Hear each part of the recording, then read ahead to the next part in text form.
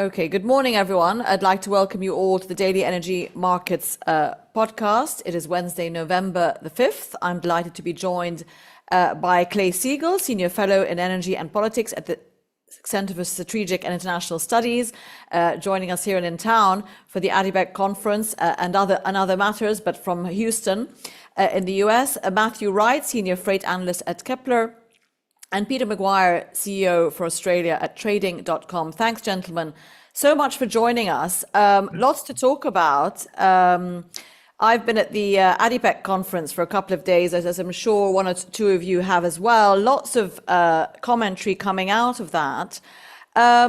Clay, let me go to you first and welcome again.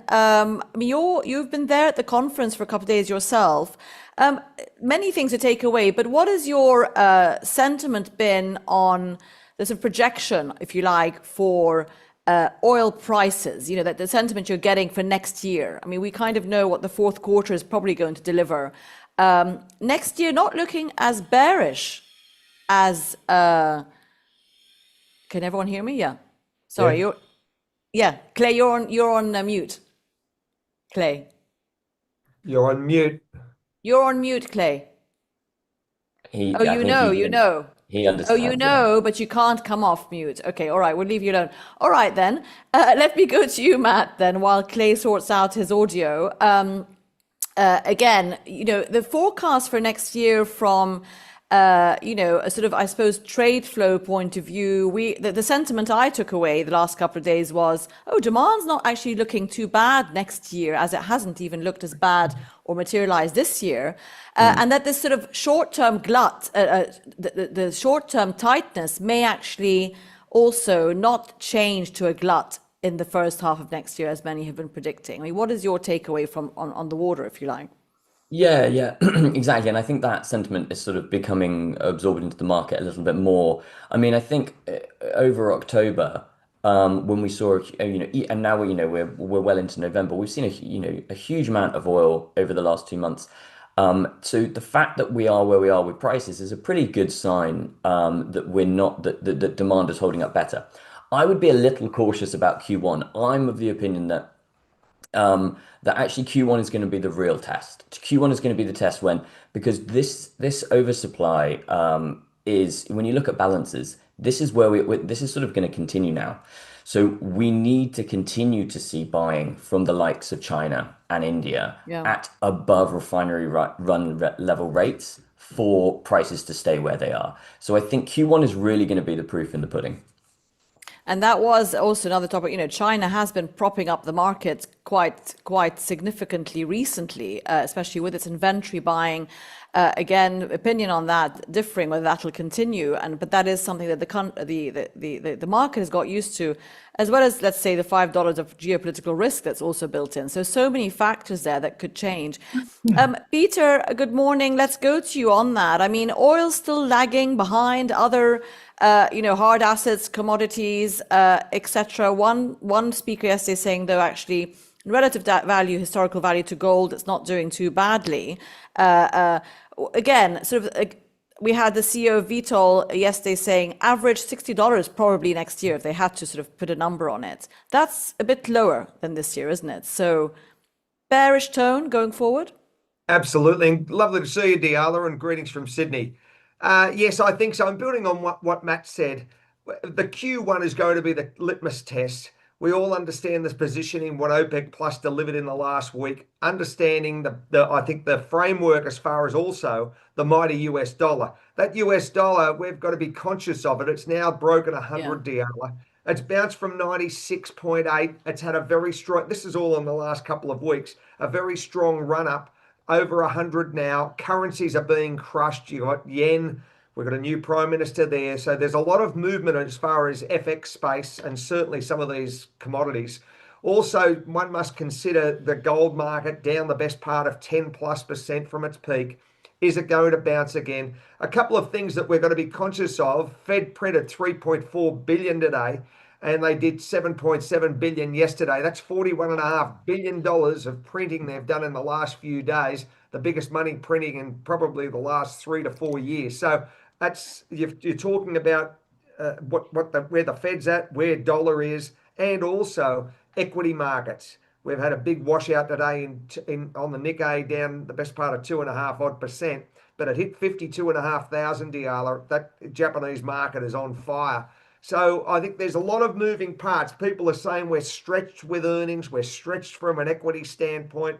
What's that going to do to naturally the economy and from consumption? So I think that we've got to get through those points by the end of the year to get a true indication of where we set ourselves up. As Matt said, Q1 will be the decider, and I'm interested to see where it all falls. And I mean, Q1, Matt, is also when OPEC this week, on the weekend, declared that they're going to reverse, at least for now, what they have been doing, obviously, and not add any more barrels to the market for the time being. They meet again in December. Obviously, we'll see what happens then. But probably, I mean, what do you think is behind that? Is it more, okay, the strategy of what they wanted to do is now done, and that was always their plan, and obviously the market's still looking a bit soft in a sense from a price point of view, or is this spare capacity issue now becoming more of a factor? Is that messaging about spare capacity? Is it reality? Where would you see that? What's the thinking, do you think, behind the recent decision? Yeah, I mean, I would hesitate to try and speculate as to the workings in OPEC, but my view is I think there's a bit of a reality check in terms of they have a good understanding of where the market's at in terms of balance. And I think there's an awareness that, for example, 2 weeks ago, crude was on its way into the high 50s, and then the US slapped sanctions on Rosneft and Lukoil, and it shot back up to 65. So, as you mentioned at the top of the call, like that geopolitical risk is really an important component. And I think they're aware that potentially some of those factors are going to start to ease, start to unwind, particularly the US sanctions on Russia. I think that is going to start to reduce slightly. So I think there's an awareness that I wouldn't say they've necessarily got to where they've achieved. I imagine that there's more unwinding, but you're absolutely right. There is fundamentally now going to be a lot less spare capacity in the system. So I think it's a case of they are aware that next year the balances are going to be pretty long if they continue doing this, and that will then start to work against their agenda. Yeah, and I suppose doing this for a while gives them that more secure cushion, and it gives the market the messaging that spare capacity is not going to be such an issue. Let's sort of give that messaging back, that there's still that cushion. Clay, I hope we have you with us now. Good morning and welcome again. Inshallah, as they say, a long way at last. On that topic of what Matt just mentioned, sort of sanctions and the US and Trump sort of being more stringent on Russia more recently, when it hasn't really been that strict. Let's be truthful. How is that marrying up with Trump's desire for low oil prices? I mean, when you start making the market nervous about 3 million barrels a day of Russian oil, you're not keeping prices down. So what do you think has triggered that now, from your interpretation? Sure, and thanks again for having me. I think that the gloves have not really been taken off by Trump against Putin. I actually think that the gloves are still on, if you will. And until we see some meaningful implementation, I think the market is actually right to be sanguine and to not expect any material disruptions beyond the first, let's say, month and a half or 2 months, where there's going to be a little bit of a risk-off attitude by some of the traditional buyers, to be sure. But I believe that that's going to be a temporary condition. And this new sanctions against Rosneft and Lukoil is going to follow the same pattern that we've seen when new sanctions and other measures have been introduced since the war really started in 2022. And so we see with each one of these tranches, the initial worry by the market that we could lose 3-4 million barrels per day. Then, as the EU import bans came on, the G7 price cap came on, as OFAC, the U.S. Treasury Department, put its first sanctions on vessels. With each one of these milestones, we actually have this in a chart in a paper that we published last Friday. With each one of these milestones, there was an initial widening of the discount for Russian crude, say Urals primarily. And then as the market found its workarounds, as the market perceived, I think correctly, that enforcement was going to be lax, the status quo more or less reemerged and those discounts shrank for what Yeah. it's worth. I think the pattern is going to follow in this case as well.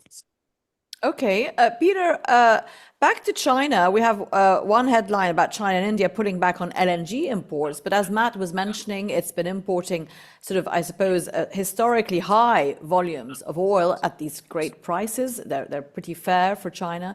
Stocking up on inventories. A lot of people saying how much more inventory capacity does it have? But also, Peter, in the last week, we saw it announce its new 5-year plan with a new focus on economic growth and the economic sort of resilience came back into the language.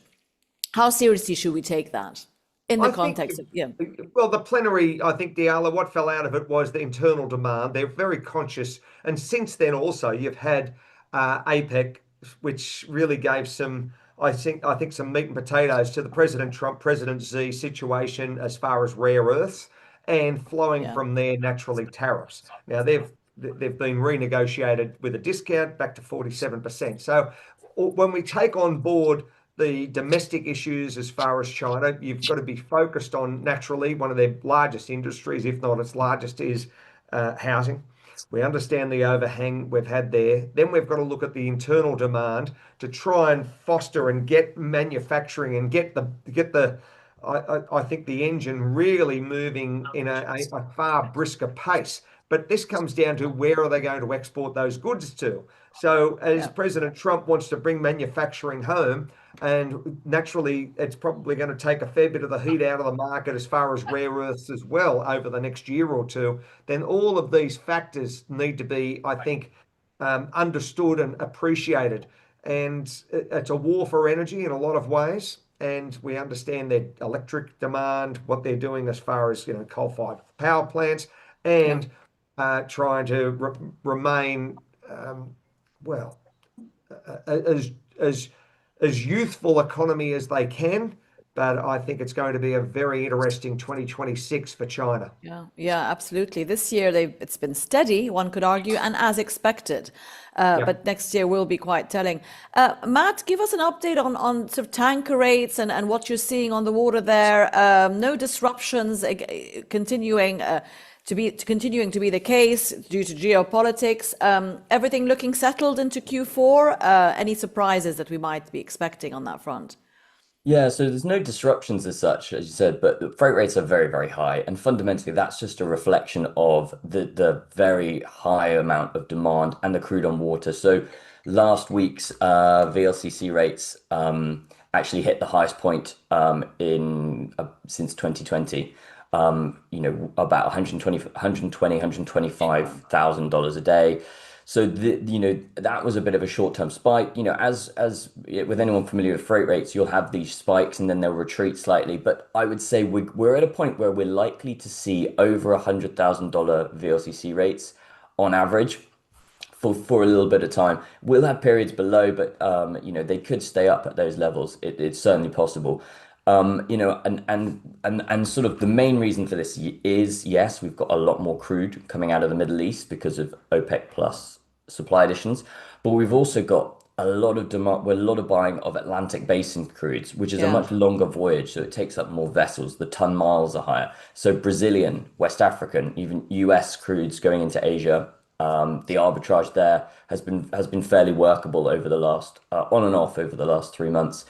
So collectively, it's a very strong story on the VLs. And then when you go down the sectors, the Suezmaxes, the Aframaxes, they all have a bullish narrative there as well. Whether it's, CPC from Kazakhstan going to Asia or more Brazilian crude coming into Europe. And then on the Aframaxes, of course, it's Russia. While we talk about the sanctions, the concerns and about whether India is going to continue to buy Russian crude, fundamentally, we're seeing very, very high levels of Russian crude exports because of the drone strikes over the last few months. And that has really pushed up crude availability, lifting Aframax rates to sort of the highest point this year. So it's across the crude and the dirty tanker segment, it's a very bullish story. Okay, great. Clay, back to you. Talking about sort of US crude and Atlantic Basin crude, with the US participating in that, We've had a lot of talk also in the last week out of ADIPEC and others that, this, of course, Trump's sort of push to expand US production, to get it out into the markets. It's beginning to sort of even impinge on some Asian markets and replace other suppliers.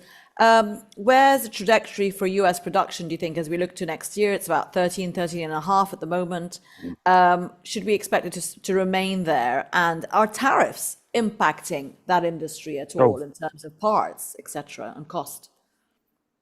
Well, let's start with tariffs. They're certainly affecting the cost profile. But if anybody in the oil and gas industry is hoping for some relief from today's expected decision from the US Supreme Court about Trump's tariff imposing authorities, it's not going to be to bring any relief on the sectoral tariffs like steel, copper, and stuff that's really important for the oil patch. This is really about the emergency powers that Trump may have exceeded in the reciprocal tariffs. So pretty much the country by country setting of those levels. So the steel and copper seem like they're here to stay. This is the number one concern that folks that we speak to in the oil and gas world have about the trade war. And if there was one thing that they could change, it probably would be some exemptions, even if they're time limited on the steel tariffs, because that goes to the bottom line.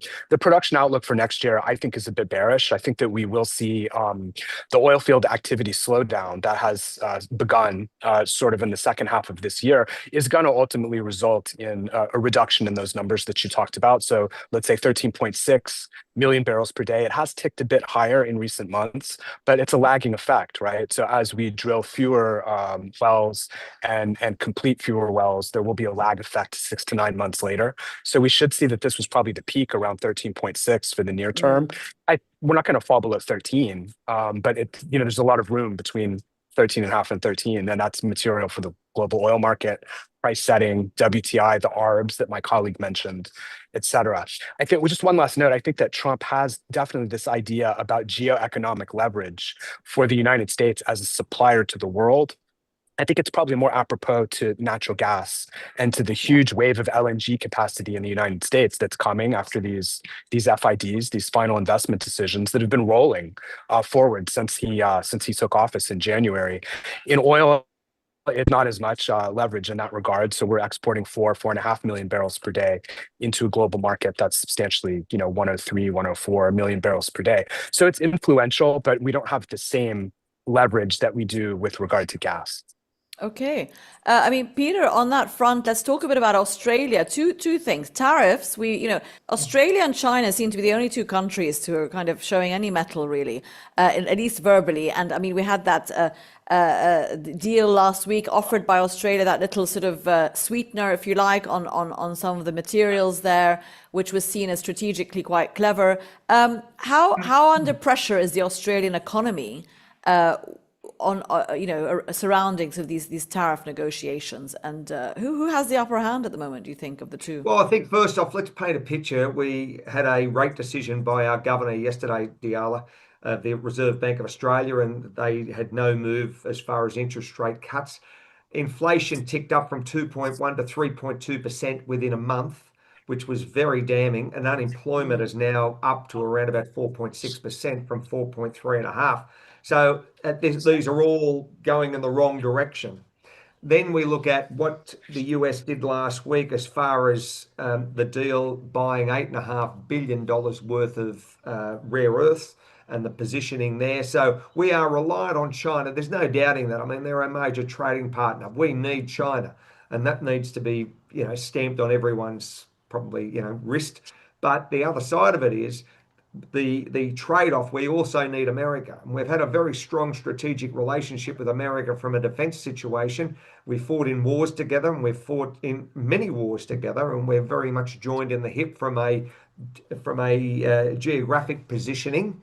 And they have military bases here, and we do a lot of military exercises and so on. So I think it's going to be fascinating what the blowback's going to be from China. Is there going to be any? I would think that President Xi and President Trump and our leader would come to some sort of relationship and say, look, we need to play. The cards are on the table. President Trump's wanting this, President Xi's wanting that, and we've provided services and commodities to both nations. and we shouldn't be penalised with a population of 26 million. So there it rolls, and how it plays out, Dyala, I think is just, again, it takes time for all of this to wash through. But I think the strategic relationship between Australia and China can't be discounted, nor can it be ourselves, of course, with the United States. Absolutely. I mean, the games go on. Matt, we talked about Russian oil. What about Iranian oil? You know, it's so quiet on the Iranian front in every sense. Everything seems to be sort of steady as she goes there, right? We're still seeing the same amount of oil exports, 1.5 million approx coming out. A lot of floating storage, though, oil on the water, right? Sort of taking much longer. Is that impacting destination crude, if you like, and what consumers and what buyers' strategies in any way? Yeah. Yeah, absolutely. Yeah, no, sort of the Iran narrative's gone off the boil a little bit. I think with everything else happening, we can only sort of hold so many geopolitical things happening at one time. But I mean, you are absolutely right. It is pretty much business as usual. I would say, from a shipping point of view, one of the more interesting things is how the market's sort of navigating the fact that there's been a huge amount of sanctions on vessels related to Iran. So essentially, since the beginning of the year, the US slapped sanctions on Russia, on vessels related to Russia in January, and then has since not really touched them. Now, it has definitely, as we know, it's sanctioned Rosneft and Lukoil, but otherwise, almost all OFAC sanctions have been related to Iran this year. So they've really been going after that. OFAC sanctions are the effective sanctions in the market when it comes to really wanting to see a behavioral change in a vessel. And that is because generally the ports and the terminals take OFAC far more seriously than they do EU, UK.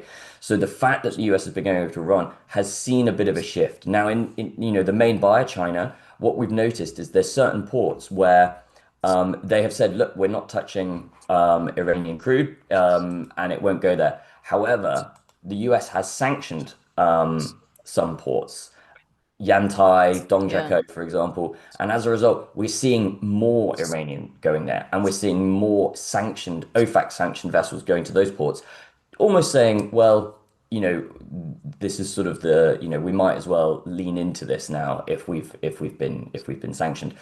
But so there's some logistical things happening behind the scenes to try and keep that moving, but fundamentally, yeah, it's still moving. Okay. Clay, let's just look at that survey question that came up a couple of minutes ago. US election results swings to the left. That's referring to the Mamdani win in New York, which was more recently expected, I'd say. Not a surprise, but it would have been a surprise when you heard the rhetoric a few months ago, especially coming out of the Republican Party and Trump in particular, and continued government shutdown. That's dragging. Would you say that the left swing is one thing, but the shutdown also, in terms of economic sentiment and what nervousness is that bearish for oil prices if that continues to be the case? And then, of course, we've got the midterms to think about, which are going to clearly kick in the new year campaign. It's very clear in our system that that we have this pendulum that swings after the general election to the other side. For the midterms, we're starting the midterm election campaign season effectively now. That'll take place a year from now. So it's on. These are some early indicators about maybe dissatisfaction with the Republican side, but I wouldn't read too much into it. And with regard to the duration of the shutdown affecting the real economy and real oil demand, and I am in no way trying to minimize the effect on millions of people that are having a very hard time with this shutdown. Nevertheless, with regard to effect on oil demand, I'm a bit skeptical, and I think that this shutdown is going to be resolved. It'll be way longer than it needed to be, but during the month of November. I think that the prediction markets actually corroborate that for what it's worth. And so I think just a blip, I don't think that's going to affect aggregate oil demand substantially at all. If I could just take one more moment, I'd like to comment on the Iran sanctions bit that my colleague... Yes, I wanted to ask you about that, yes. Well, it's excellent remarks and observations, but just at a high level, think about where that leaves us now, because it's true. In February, the Trump administration came out with its NSPM-2, National Security Presidential Memorandum 2, that explicitly calls for bringing Iranian oil exports to zero, including exports to the People's Republic of China. Here we are 9 months later, they're substantially unchanged. It has not moved the needle at all. Hundreds of secondary sanction actions have been taken since then against certain ports, other oil assets, dozens, even hundreds of persons, as we call these entities, to what effect? And so far from maximum pressure, as they call it, and certainly bringing exports to zero, it hasn't moved the needle at all. I think it's a case study that's important when we think about Rosneft and Lukoil sanctions. And so it might not go exactly the same way, but directionally, I do believe that you're not going to see a significant decrease in those volumes coming out of Russia after the first 1 to 2 months of an adjustment period. Yeah, and as you said, China's taking all that Iranian oil, really, almost exclusively. Substantially So 100% of it, that's right. Trump may have said what he said, but surely at this point in the trade negotiations, unlikely to sort of implement something that would cause China that loss, if you like, given remember the that the OFAC, which Matt talked about, exactly right, they've basically got two tools there. They've got the general licenses that are made public. They've also got specific licenses, the terms of which and even the existence of which are not made public. So we keep talking about the importance of implementation following the declaration of these sanctions. It's not only on enforcement and whether there will be really biting secondary sanctions on specific buyers to follow, but it's also on whether the Trump administration chooses to grant waivers, exemptions to certain buyers and let them off the hook, which would also be letting Putin off the hook, wouldn't it? Yeah, continuing to do so. Well, there's the result. Agree. That it will be, but yes, 57%, not too high a swing there. Peter, just to go back to you, made a comment earlier about gold and your opening that it's taken a bit of a, since it hit the high, and just consolidation, really, I suppose. Do you see that? Continuing or as a hedge? Will it next, as these question marks over all the other assets continues? Would it reclaim its place, if you want, as an increasingly used as a hedge, or do you think we've hit the high for now? I don't think so. I think first off, central bank buying has been mind-blowing. What we've seen, Dyala, this year, 23 central banks have broken their records as far as purchases for this year. And China, a lot of buying from China, right, as well. That's including China and certainly India. India has had huge buying this year. But before 2010, and let's just look at the historical. Before 2010, for 21 straight years, we had a selling of central bank gold. Since 2011, we have had purchasing of central bank gold. So central banks already bought 1,080, 1,051, and 1,089 tons in the last 3 years. And 2025 buying will be on track for their 16th consecutive purchase of the longest streak on record, Dyala. So we've got central bank purchasing, annualized rates at the moment running at about 830 tons for the year. And we're on track to buy twice the volume, the annual average seen between 2011 and 2021. So central banks are buying more, retail is buying more, and I think that 10%, we saw that price correction, I think it's just gathering steam at the moment. US dollar's taken a run up. Yeah, the 407, 408 for a US 10-year, and I think we're going to see a rebound to the upside. Silver is the one to watch, $65, I think, by end of Q1 of 26, and I think gold at 5,000 is very achievable in the short run. Okay, we will end there on that bullish note for gold. Thank you to Peter and to Matt and to Clay for joining us today. Coming up in an hour, we have an interview with Alex Vatanka. Very well worth watching. A nice update on his views, at least on the Iran story, and a bit of the regional geopolitics as well, and the domestic situation there. So please do tune in at 12 o'clock Dubai time, at least. Thanks very much, and have a great remainder of the week. All the best. Thank you, Dyala. Thank you. See you guys.